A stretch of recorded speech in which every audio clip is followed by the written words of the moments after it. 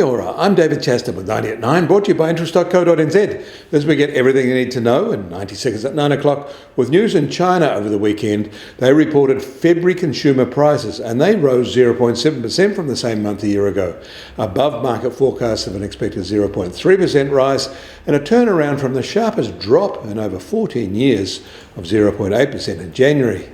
7 of their past 12 months have reported zero inflation or deflation. The latest result was the first positive consumer inflation since last August, hitting the highest level in 11 months. This was due to better Lunar New Year holiday spending.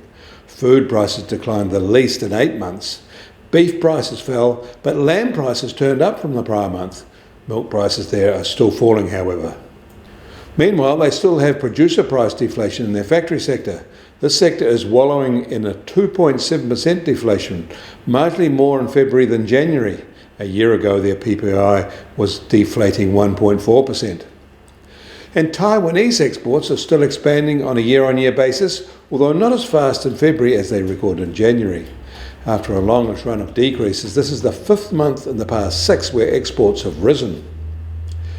But Japanese household spending fell more sharply than expected, continuing a run of retreats, this one the largest in 6 months. Japanese policymakers might be a bit worried about this latest data trend.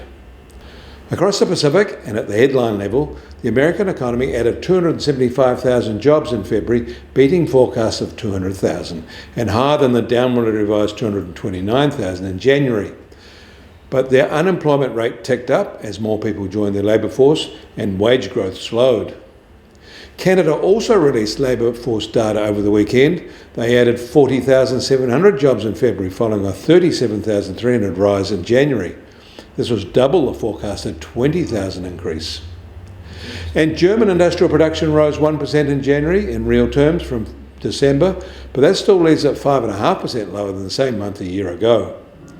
The US Treasury 10-year yield starts today at 4.08% and down 1 basis point from Saturday.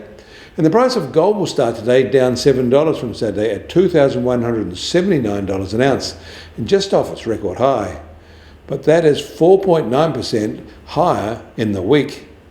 Why is the gold price rising just now?